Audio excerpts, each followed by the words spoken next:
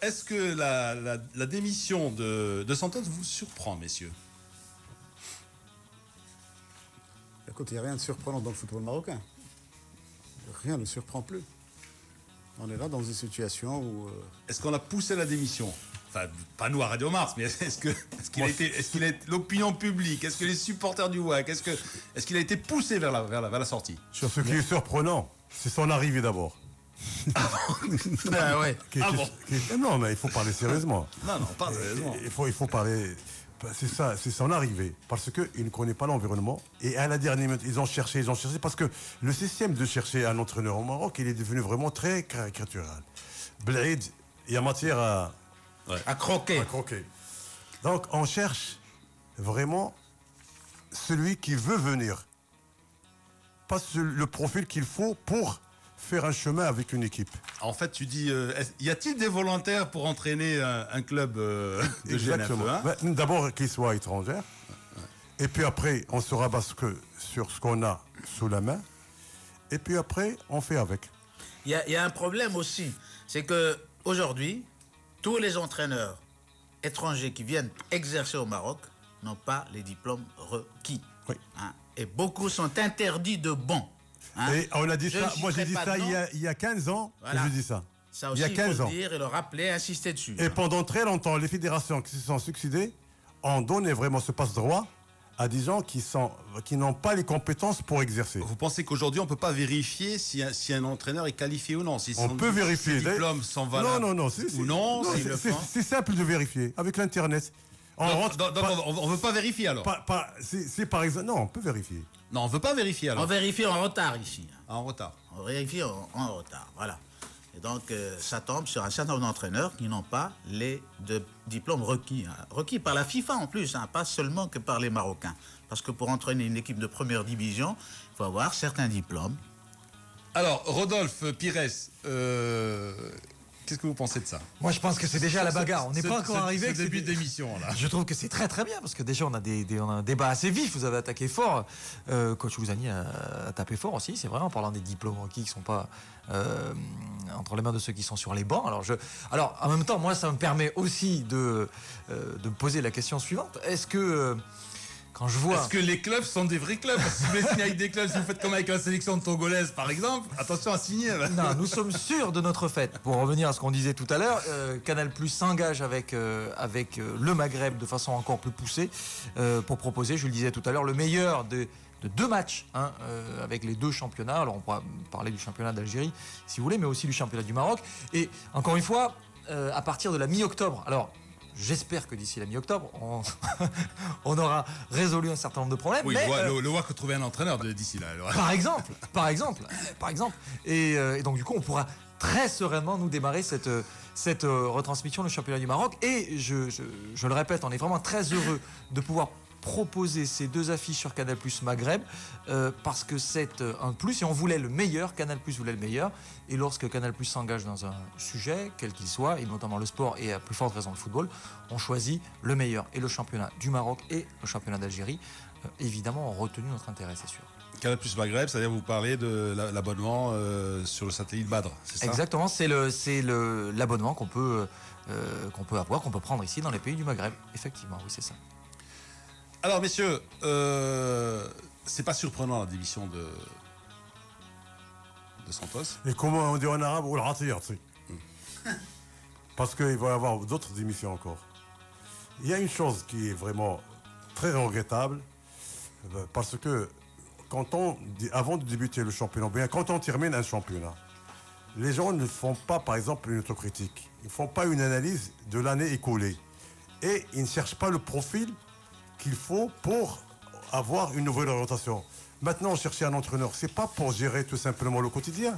Il faut faire un projet. Et un projet qui tient la route. Un entraîneur, c'est un profil. Un entraîneur, c'est un travail complémentaire et collectif.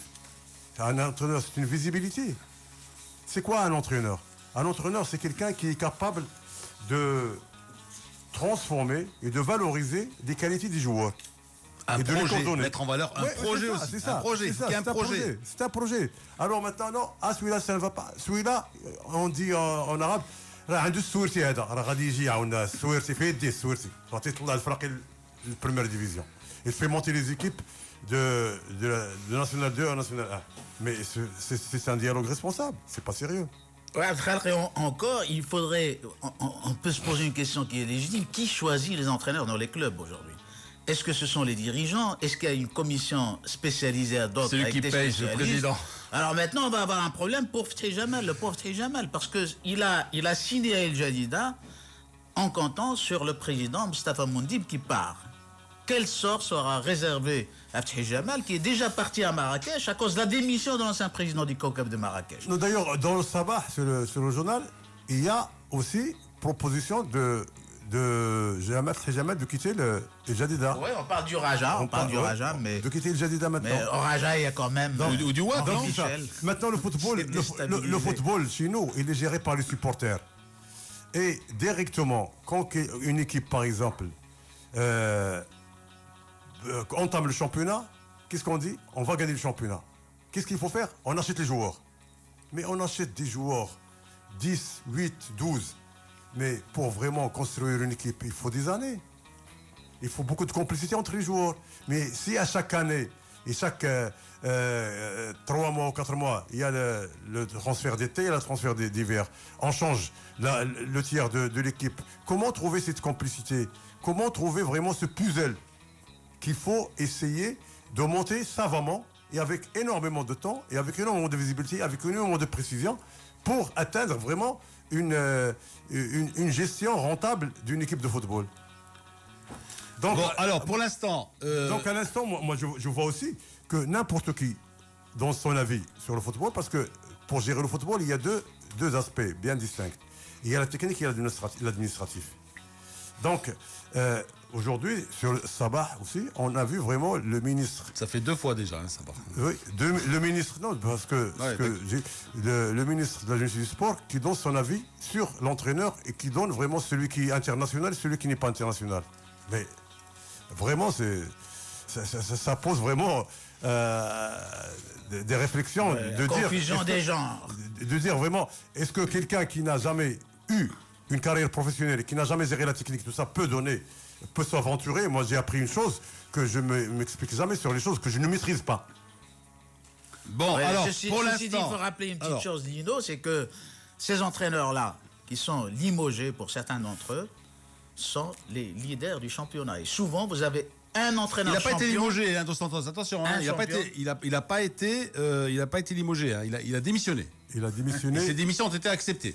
Pourquoi il a démissionné? Il a été démissionné ou démis? Parce qu'il ne voulait pas un test sur le banc touche avec lui, parce qu'il a dit tel dirigeant le perturbé, parce qu'il a dit... Il y a aussi la pression. Il faut aller droit au but. Ouais. Si tu veux qu'on apporte quelque chose au débat vraiment. Alors pourquoi du sport, c'est la pression qui existe actuellement dans tous les clubs de football du Royaume.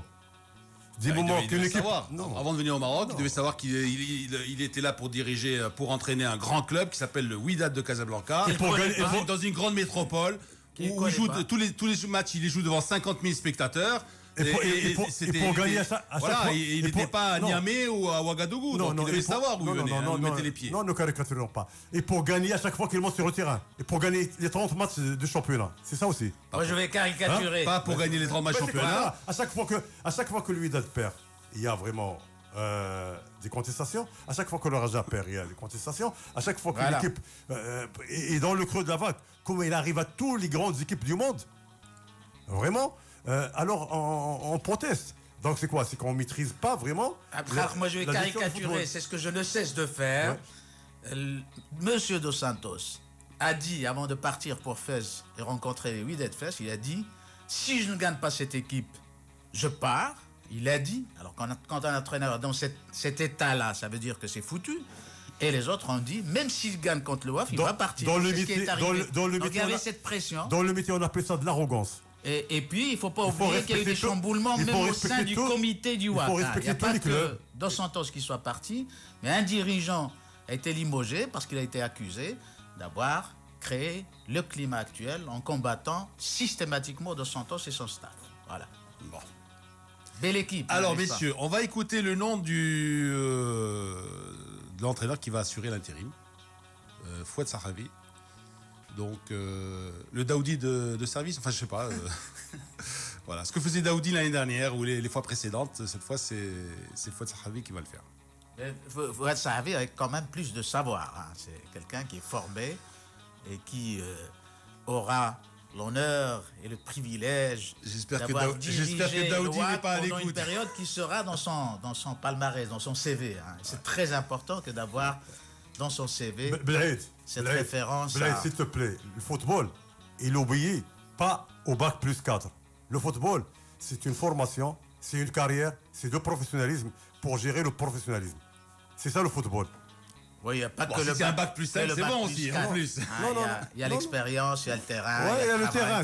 On est sur le terrain, il y a le terrain. On écoute Fouad Sahavi. Dans mon contrat de l'équipe Espoir, le Bond, à chaque fois qu'on a besoin de moi en équipe première pour superviser, pour donner un coup de main, je devrais être là. Et donc à partir de là, la continuité était facile. On m'a demandé de rejoindre l'équipe première, de donner un sacré coup de main, que ce n'était que les débuts, qu'on aura le temps d'en discuter l'avenir de la chose. Normalement, je suis officiel sur l'équipe Espoir. Là, on m'a demandé de faire l'intérim, et je le fais avec plaisir. Et j'espère pouvoir justement céder un coup de main, un sacré coup de main à cette équipe qui a besoin de moi. Et tout entraîneur rêve d'être sur le bon touche du WAC, surtout quand il s'agit d'équipe senior. Je crois que c'est un provisoire qui risque de durer, non, d'après ce qu'il a dit. Non, vous avez pas entendu quelque chose entre les mots? Non, je crois pas. Ou lu quelque chose entre les lignes, non? Non, déjà, il y a réunion entre Akram et Badouzaki. Et il devait. Ça y est, déjà, toi, t'as balancé aussi Fouad Sahavi d'entrée, là. Il devait reprendre du service lundi. Non, mais il est intérimaire. Et c'est Zaki qui devait reprendre du service lundi, dernier déjà. Mais comme il y a eu cette victoire du WAF, il y a eu clash et donc ça n'a pas marché. Mais Zaki. Non, mais à mon avis. Sûr à 90%. On m'a dit, voilà, de commencer et qu'on parlera par la suite. C'est-à-dire que, vas-y, commence, travaille, hein, calmement, reprends l'équipe en main et après on verra. Donc si c'est bon, il se peut qu'il termine la saison. Il se peut qu'il. Oui, s'il y a un mauvais résultat la semaine prochaine. Avoue quand même que c'est très brouillon tout ça. Hein? Avoue que c'est brouillon tout ça. C'est amateur. Et s'il te plaît, comme vous dites tout le temps, c'est le plus grand club de. Mais c'est pas brouillon. C'est très brouillon, Lino. Écoute, ça peut arriver à tout le monde. Ça peut arriver à tout le monde de recevoir les démissions d'un entraîneur. D'accord? Même le Real Madrid, à un certain moment, un entraîneur va là-bas, il dit je m'en vais. Il m'en va, il claque la porte. Qu'est-ce qu'ils font? Ils prennent l'entraîneur des espoirs ou alors ils prennent quelqu'un de local du club et. Non, mais Lino, à la différence près qu'ailleurs, ça c'est accidentel, ça n'est pas quotidien, ça n'est pas régulier. Alors qu'ici, c'est la norme. Ici, c'est devenu la norme. Limoger des gens, démissionner, quitter l'équipe en cours de championnat, c'est devenu une norme. Une équipe qui est championne, hein, et qui démarre le championnat d'abord comme elle a fait, ou qui a combattu, je dirais, pour avoir un entraîneur, hein, franchement, parce que il faut dire aussi que l'entraîneur qui a été sacré champion. Essayez de trouver le mot qui est champion. Pour sortir essayez de trouver le mot pour sortir de trucs brouillants. Il n'y a pas de visibilité tout ça. Il n'y a pas de visibilité. Parmi les mesures qu'on pourrait proposer, si jamais quelqu'un nous écoutait, c'est au moins d'imposer au club une certaine J'ose espérer que quelqu'un nous écoute. J'espère. Ouais.